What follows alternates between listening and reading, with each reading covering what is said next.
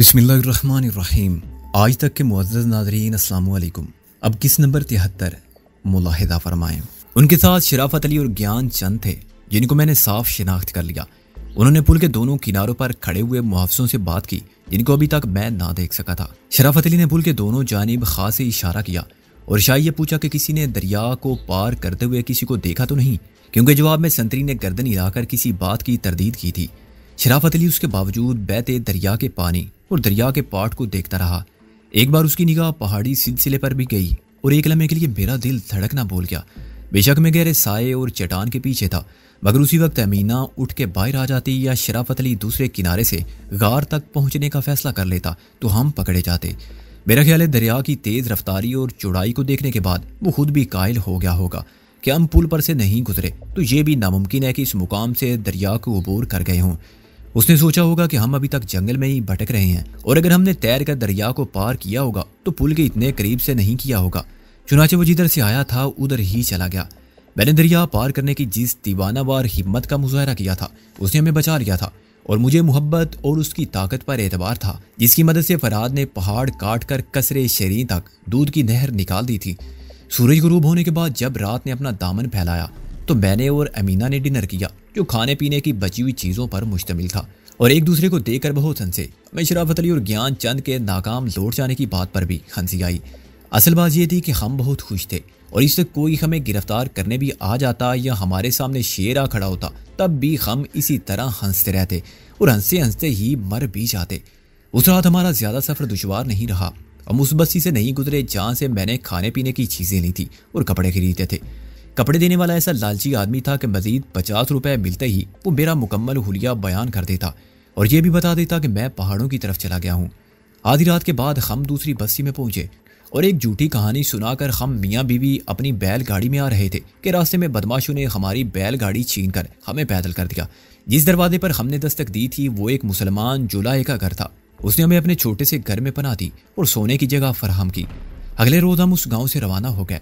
उस वक्त तक सुल्तान आबाद के बारे में बहुत सी सनसनीखेज खबरें और अफवाहें फैल चुकी थी। कुछ लोग बताते थे कि नवाब साहब ने खुदकशी कर ली, कुछ कहते थे कि नवाब साहब ने अंग्रेज हाकम की बीवी को अगवा कर लिया था और अंग्रेज ने दोनों को गोली मार दी।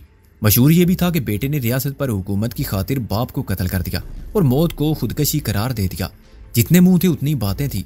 हकीकत बहरहाल ये थी कि नवाब साहब अपनी आन पर कुर्बान हो गए थे या उन्होंने बदबख्त बेटे के गुनाहों का कफारा अपनी जान देकर अदा कर दिया था। बाद में प्रिंस और रेजिडेंट के दरमियान एक जबरदस्त जंग छिड़ गई, जिसकी बुनियाद जाती रकाबत और दुश्मनी के जज्बात पर मबनी थी, जिसके नतीजे में रेजिडेंट को तब्दील कर दिया गया था, क्योंकि वो हाकिमों के तबके का आदमी था और वाकई उसका ताल्लुक शाही खानदान से था। इसलिए वो मुसलसल तरक्की करता रहा और किसी सूबे का लेफ्टिनेंट गवर्नर भी बन गया। मगर ये बहुत बाद की बात है। उस झगड़े में शराफत अली और ज्ञान चंद को भी जान बचा के फरार होना पड़ा। शराफत अली बीरठ पहुंचा और ज्ञान चंद लाहौर। मैं मीना के साथ 10 साल तक मुख्तलिफ मुकामात पर फिरता रहा। 3 साल हमने जनूबी हिंदुस्तान में गुजारे और मद्रास के करीब रहे। वहाँ से आसाम गए और 2 साल बाद पंजाब के शहर अमृतसर आ गए। मेरा अपना घर बीरठ में ही था, जहाँ मेरे वालिदैन मेरी तरफ से सख्त परेशान थे कि आखिर मैंने ऐसा क्या जुर्म किया है कि छुप छुपा कर मैं बीरठ नहीं पहुँच सकता। लेकिन जब तक शराफत अली बीरठ में था मेरे वहाँ जाने का कोई सवाल ही पैदा नहीं होता था। मैंने अपने घर वालों को ना कभी अपना पता दिया था और ना मीना के बारे में कुछ बताया था। डरने की एक वजह तो ये थी कि खत गलत हाथों में पड़ जाता तो मेरे खिलाफ मेरे ही हाथ की लिखी हुई एतराफ़ जुर्म की तहरीर बन जाता, या खुद मेरे घर वालों की ज़बान से लाइल्मी में कोई बात निकल जाती तो मेरा राज अफशा हो जाता। लेकिन खौफ की दूसरी वजह ज़्यादा अहम है। 10 साल में हमारे 5 बच्चे हो चुके थे, लेकिन हमारा निकाह नहीं हुआ था। मजहब और कानून की रोज़ से अमीना एक शोर की मौजूदगी में दूसरा शोहर नहीं कर सकती थी। बेशक हम मुजरिम थे और गुनाहगार थे, लेकिन हम मजबूर थे और दुनिया के बाद आखिरत में अपने लिए हर सज़ा कबूल कर चुके थे। मेरे साथ महल की ज़िंदगी को लात मार के खाना बदोशी इख्तियार करते वक्त अमीना एक बच्चे की माँ बनने वाली थी। ज़ाहिर ये बच्चा मेरा नहीं था, शहजादा खुर्शीद आलम का था, जो एक रियासत का हाकिम था और बहुत ताकतवर शख्स था। और उस बच्चे का नाम मैंने कबीर खान और उसकी माँ ने सिकंदर बख्त रखा था। हिफ्ज़े माँ तकद्दुम के तौर पर अमीना ने अपना नाम बदल के सुल्ताना रख लिया था और मैंने सुल्तान। मकसद सिर्फ ये था कि खुदा न खासा कभी प्रिंस से नवाब खुर्शीद आलम बन जाने वाले अमीना के शोर को हमारी खबर मिल जाए तो वह हुकूके ज़ोजियत या कबीर पर हुकूके वल्दियत का दावा ना कर सके। तकसीम के बाद रियासतें ख़त्म हो गईं और साबिक हुक्मरानों का गुजारा सरकारी वज़ाइफ पर हो रहा था, लेकिन उससे पहले भी बरतानवी हुकूमत का कानून गालिब था और रियासत की हदूद से बाहर नवाब खुर्शीद आलम हमें कोई गजीन नहीं पहुंचा सकता था। उसके बावजूद हम डरते रहे और कहीं भी जमकर नहीं रह सके। हर जगह में यह खतरा लाहक रहता था कि नवाब के किसी आवारी ने या रियासत के किसी बाशिंदे ने हमें देख लिया तो खबर आगे पहुंच जाएगी। चुनाचे हम अपने ठिकाने बदलते रहते और हस्बे जरूरत नाम भी। मैं सवाब व अजाब के फलसफे को समझने का दावा नहीं करता। ये नहीं कहता कि हम गुनाहगार ना थे और ये नहीं समझता कि हमारा जुर्म काबिल माफी है, लेकिन मैंने सजा और जजा का फैसला दारो मदार मैशर पर छोड़ दिया, जो नीयतों का हाल जानता है और ज़ाहिरी अमाल को नहीं देखता। अफू वो दरगुजर जानता है और बहुत मेहरबान और बड़ा रहम करने वाला है। हमने हमेशा बड़ी आजिज़ी के साथ उसके सामने सर झुकाया और अपनी गलती पर सदके दिल से माफ़ी मांगी। दुनिया में इंसानों पर बहुत कुछ हराम किया गया है, लेकिन मखसूस हालात में जहाँ जिंदगी और मौत का सवाल हो और जान बचने की कोई सूरत ना हो, वहाँ हराम को भी खलाल कर दिया गया है। चुनाचे दुनिया जो चाहे कहे, हकीकत यह है कि हमने जान बचाई थी और एक मुतमईन और पुरसुकून जिंदगी गुजारी थी। आखिरत में हमारे लिए कोई सजा थी तो हम उसके लिए राजी बारज़ा थे, उस मुजरिम की तरह जिसने एक जायज़ मकसद की खातिर हंसी खुशी सजाए दारो रसन कबूल की हो। लोग कहते हैं कि सुल्ताना की और हमारे तमाम बच्चों की मौत हमारे गुनाहों की सजा थी और सिकंदर इसलिए बच गया कि वो अपने बाप की जायज़ औलाद था। मुंतकी एतबार से लोगों की बात गलत नहीं मालूम होती, मगर मेरा ये दिल बात नहीं मानता। कुदरत के निज़ाम इंसाफ को समझने का दावा फानी इंसान कैसे कर सकता है। इस जोरे जुनून खेज में लाखों तो मारे गए थे और में मासूम शीर ख्वार बच्चे भी थे जो गुनाह के मफहूम से भी नाआशना थे और जिनकी पाक दामनी की कसम फरिश्ते भी खा सकते थे। किस्सा मुख्तसर, कई साल तक दर बदर फिरने के बाद एक वक्त ऐसा आया जब हमने महसूस किया कि वो पुरखतर और पूरा शुभ जमाना खत्म हो चुका है जो हमने जला वतनी में गुजार दिया। शायद नवाब खुर्शीद आलम को याद भी ना होगा कि प्रिंसेस अमीना को बाइज्जत तौर पर दफन करते वक्त उन्होंने अपने हल्के अहबाब और अपनी रियाया को उसकी अलमनाक मौत की क्या कहानी सुनाई होगी और उनका जुर्म खस्बे साबिक उसी तरह आबाद रहा होगा और इंतकाम के जज्बात शराबो शबाब की बस्ती में दम तोड़ चुके होंगे। अंग्रेज रेजिडेंट शायद वतन वापस लौट गया होगा या हिंदुस्तान में हुआ तो न जाने कहाँ और किस ओहदे पर होगा। ये नामुमकिन है कि अभी तक वो अपनी बीवी के मुबैना कातिल की तलाश में रोज़े अव्वल की तरह सरगर्दा हो। वक्त बहुत बड़ा चारागार है और गहरे से गहरे जख्म को अपनी मसीहाई से बंदे मिल कर देता है। जज्बात की शिद्दत कम होते हुए ख़त्म हो जाती है और बड़े से बड़ा सानिया एक भूली बसरी याद बन के माजी के सहरा की गर्द में दफन हो जाता है। ज्ञानचंद का तो मुझे इल्म ना था, लेकिन शराफत अली के बारे में मुझे मालूम हो गया था कि वो मेरठ में है और वहाँ कोई बिजनेस कर रहा है। मेरा ये भी ख्याल था कि शराफत अली भी पुरानी बातें भुला चुका होगा। शायद वो अपने किए पर शर्मसार भी हो और अब मुझे कोई भी नुकसान पहुंचाना उसके लिए मुमकिन ही ना हो। सबसे बड़ी बात यह थी कि मेरी अदम मौजूदगी में मेरे वालिद का इंतकाल हो गया था। आखिरी वक्त तक वो उठते बैठते सोते जागते मुझे याद करते रहे और एक एक से इल्तजा करते रहे कि किसी तरह मेरे वजीर खान को बुलाओ और उससे कहो कि आखिरी बार मुझे अपनी सूरत तो दिखा जाए। लेकिन कोई भी उनके लिए कुछ ना कर सका। किसी को मालूम ही ना था कि मैं कहाँ हूँ। मुझे कानून की गिरफ्त में आने का डर नहीं था। बेच बदल के या रात के अंधेरे में चोरी छुपे मेरठ आना कोई मुश्किल काम ना था, मगर मैं अपने घर वालों को अपना चेहरा दिखाते हुए डरता था। ये बताते हुए डरता था कि मैं गैर मर्द की शादीशुदा बीवी को उसके घर से निकाल लाया हूँ और मैंने उससे निकाह भी नहीं किया है, लेकिन मैं 5 बच्चों का बाप हूँ। मैंने अपने बाप को और उसकी फितरत को समझा था और अपनी माँ को भी जानता था। वो हालात का उज़र कभी कबूल ना करते और मुझे कभी माफ़ ना करते। मेरी वजह से वो अपनी नज़र में गिर जाते और ये सदमा उनके लिए नाकाबिले बर्दाश्त हो जाता। मैं अपने बहनों और भाइयों को कैसे मुंह दिखाता और खुदा न खास्ता शराफत अली पुरानी तस्वीरें लेकर पुराने वाक़यात सुनाने आ जाता तो मेरे घर की इज्जत खाक में मिल जाती। वालिद की इंतकाल ने मुझे अपना बिन बास ख़त्म करके घर लौटने पर मजबूर कर दिया। मरने से पहले वो मेरी सब बहनों की रुखसती कर चुके थे और मेरा वाहिद भाई जो फौज में था बर्मा के महाज से लौट कर नहीं आया था। घर में सिर्फ मेरी माँ रह गई थी। अगरचे मेरे तमाम खतूत एक तरफा होते थे, लेकिन साल 6 महीने में मुझको किसी ना किसी जरिए से घर के हालात का पता चलता रहता था। जब मैं घर पहुंचा तो मेरी माँ रोते रोते बेहोश हो गई। उसे मुझे अपने बूढ़े हाथों से बहुत मारा और बहुत कोसा कि नामुराद बेगैरत, अब भी आने की क्या जरूरत थी और कुछ दिन के बाद मेरी कब्र पर आ जाता। मैंने उसके पांव पकड़ लिए और रो धो के अपनी मजबूरियों की एक झूठी कहानी सुना दी। वो माँ थी, मुझे माफ करके गले से क्यों ना लगाती। कुदरत ने अचानक उसे एक जवान बेटा लौटा दिया था। उसके घर को एक सलीका मंद और खिदमत गुजार बहू और उसके बच्चों के वजूद से माला माल कर दिया था। वो अकेली नहीं रही थी। बहुत जल्द वो सब कुछ भूल गई। सुल्ताना ने यानी अमीना ने घर को संभाल लिया और मैंने बाप के कारोबार को। सुल्ताना के बारे में अपनी माँ को मैंने कोई बात सच नहीं बताई थी और सिर्फ ये कहा कि अपनी जात के पठानों की लड़की है और माँ बाप बहुत इज्जतदार लोग थे, लेकिन उनका इंतकाल हो जाने के बाद अब दुनिया में उसका कोई नहीं है। ऐसी बातों का मकसद एक तरफ तो अपनी माँ को मुतमईन करना था और दूसरी तरफ बहू की हैसियत से घर में सुल्ताना की कदरों मंजिलत में इजाफा करना था। मेरी एक बहन इंडियन आर्मी के किसी मेजर से ब्याही गई थी, जो आखिरी इतलात के मुताबिक देहरादून की मिलिट्री एकेडमी में इंस्ट्रक्टर था। दूसरी बहन शादी करके सिंगापुर चली गई थी। ऐसे में सुल्ताना का और मेरा घर पहुंचना बहुत मुबारक साबित हुआ और उस वैरान घर की रौनक और खुशी लौट आई। लेकिन ये खुशी बहुत आरजी साबित हुई। 2 महीने बाद जब मैं कारोबार भी संभाल चुका था, मेरी माँ का इंतकाल हो गया। ताजियत के लिए आने वालों में बीर शराफत अली भी था।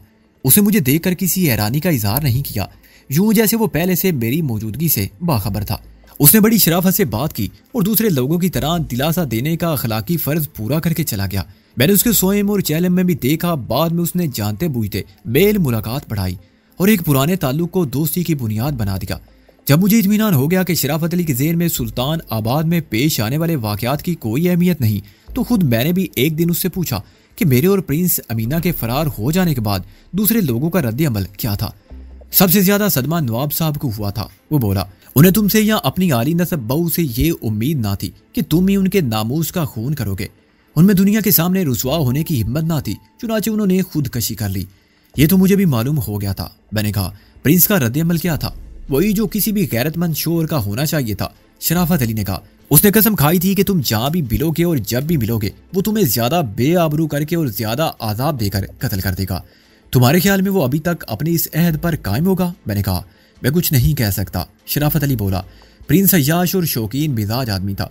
उसने बाद में कोई शादी नहीं की थी। यह अलग बात है कि उसकी रातें बदस्तूर आबाद हैं। दरअसल प्रिंस में बहुत सी खूबियां बाप की तरह थी। मसलन ये कि वो ज़हीन था, रियासत के मामलात को साबका रवायात के मुताबिक चलाने की सलाहियत रखता था। वो मिजाज का जिद्दी और अपनी अना के मामले में इंतहाई खुद परस्त था।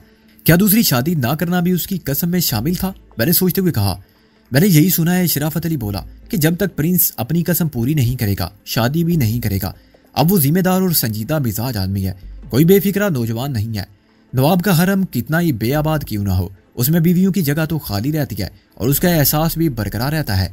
अपनी बीवी की बेवफाई के दाग को उसने दुनिया से किस तरह छुपाया था, इतना अंदाजा तो मुझे था कि वो इस खबर को महल की दीवारों से बाहर नहीं निकलने देगा। मैंने कहा, हाँ, नवाब साहब की खुदकशी को एक हादसा करार दिया गया था। शराफत अली ने कहा, और कहा गया है कि वो अपनी शिकारी बंदूक का मुआयना कर रहे थे। उनका ख्याल था कि मैगजीन खाली है, लेकिन उसमें एक गोली थी जो ट्राइगर दबाते ही चल गई। उसके गवाह महल के ही 2 खादम बने, उनमें से एक ज्ञानचंद था। जब पहले गवाह की लाश एक रात तालाब में तैरती हुई पाई गई तो ज्ञानचंद को अपनी फिक्र लाहक हुई और वो सुबह होने से पहले ही फरार हो गया। फिर वो मुलाजिम पुरिसरार तौर पर गायब हो गए जो अमीना की खिदमत पर माबूर थे और जिनसे अफशाए राज का डर था। बेशक वो पुराने खिदमतगार थे और महलों के राज को राज रखना जानते थे, मगर प्रिंस ने कोई खतरा मोल लेना मुनासिब ना समझा। अगर वो गलती से भी कह देते कि बेगम साहबा तो ख्वाबगाह या महल में मौजूद ही नहीं है, तो ड्रामा आगे कैसे चलता। बाद में दूसरे मुलाजमों को सख्ती से ताकीद कर दी गई थी कि वो इस हिस्से में कदम भी ना रखे जहां प्रिंसेस अमीना और शहजादा खुर्शीद आलम का क्याम था, क्योंकि नवाब साहब की अलालत के बायस डॉक्टरों ने सब मिलने जुलने वालों पर पाबंदी आयद कर दी। यहाँ तक कि खुद नवाब खुर्शीद आलम भी उनके कमरे में नहीं जा सकते। महल में बहुत से अजनबी चेहरे आए जिनके बारे में कहा गया कि दिल्ली और कलकत्ता से आए हुए बड़े बड़े माहिर डॉक्टर हैं। ताम सिर्फ एक हफ्ता बाद नवाब साहब की बेगम का इंतकाल हो गया और उनको खामोशी से महल के आते ही में सपुर्दे खाक कर दिया गया।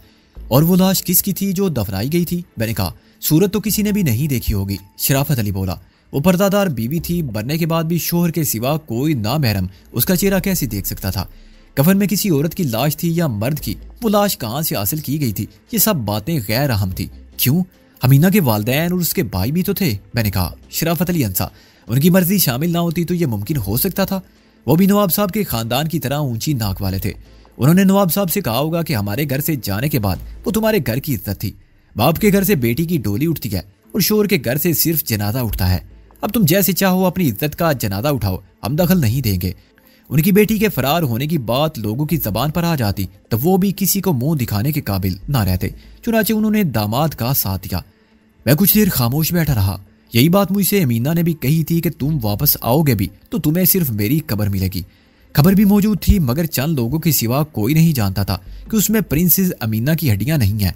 अमीना अब सुल्ताना थी और मेरे साथ थी और मैं खुद भी जिंदा था। अगर उस रात मैं और अमीना महल से ना निकलते तो आज मेरा बेनिशान मदफन भी अमीना के मिजार से बहुत दूर होता।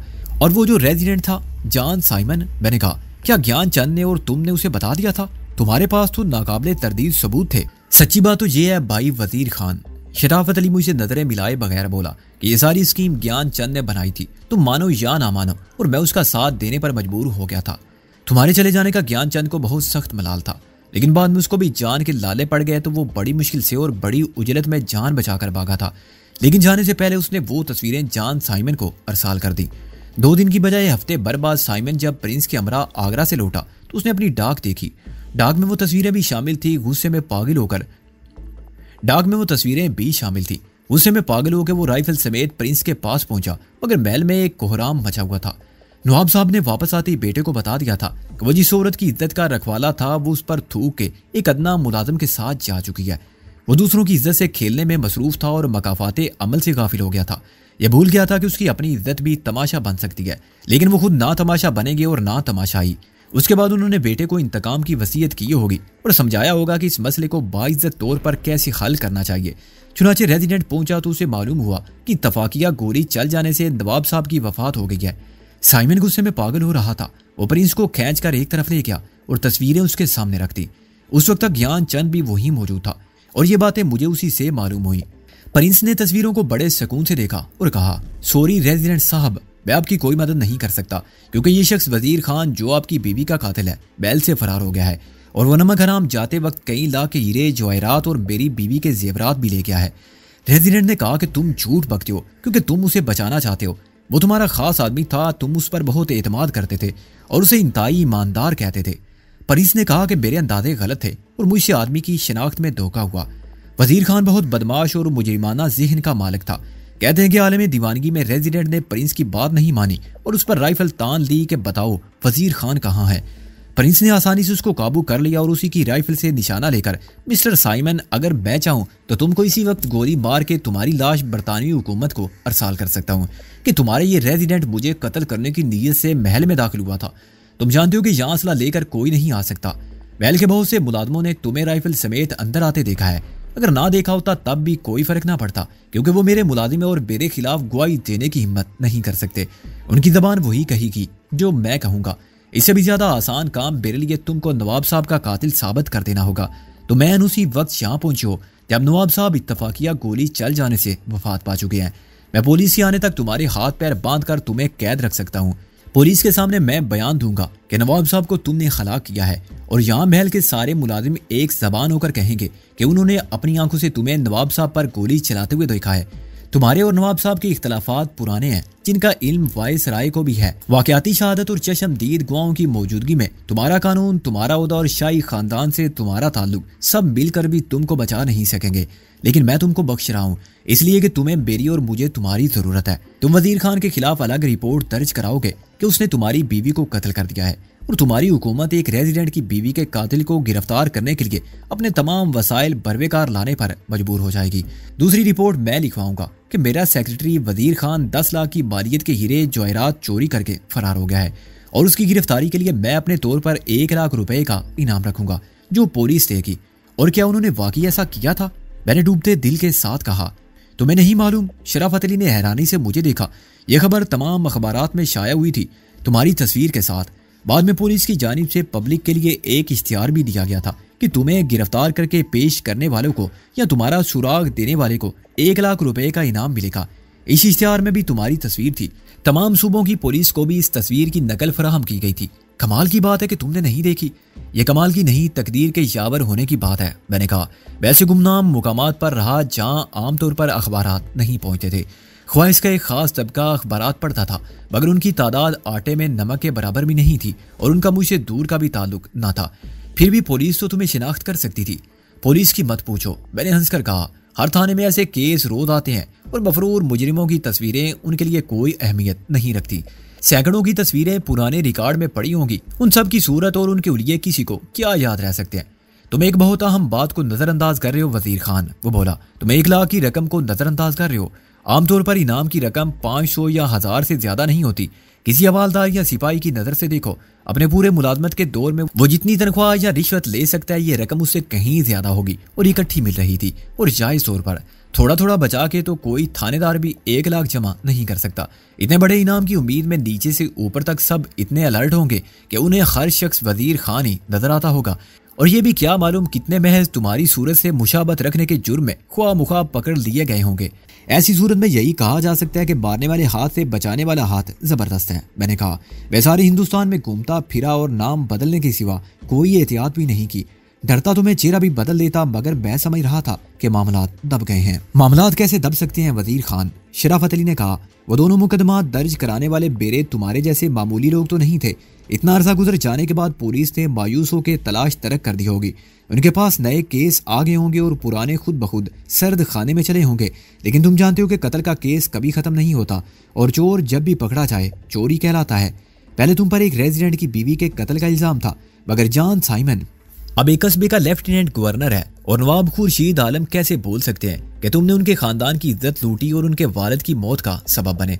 अगर आज भी कोई तुम्हारे बारे में पुलिस को मुखबरी कर दे, क्या तुम मुझे फिर धमकी दे रहे हो शराफत अली? मैंने कहा, कैसी बातें करते हो वजीर खान? शराफत अली बोला, अगर मुझे यही करना होता तो मैं अब तक इंतजार क्यों करता? मुझे तो बहुत पहले मालूम हो गया था कि तुम मेरठ में हो, लेकिन दूसरों से मोहतात रहो। तुम्हारे रिश्तेदार, महल्लेदार और जान पहचान वालों को कई बरस पुरानी बात याद होगी। उनमें से बेशतर तुम्हारे खैर हुआ है, इसलिए तुम अभी तक महफूज हो। मगर ऐसा कोई नहीं होता जिसका दुश्मन कोई ना हो। शराफत अली के इंकशाफात ने मेरा खून खुश कर दिया था। अचानक मुझे यूं महसूस होने लगा था कि खतरा हर तरफ से रात के अंधेरे की तरह मेरी तरफ बढ़ रहा है और उस अंधेरे की आड़ में कानून के हाथ चुपके चुपके मुझे गिरफ्त में लेने के लिए आगे आ रहे हैं।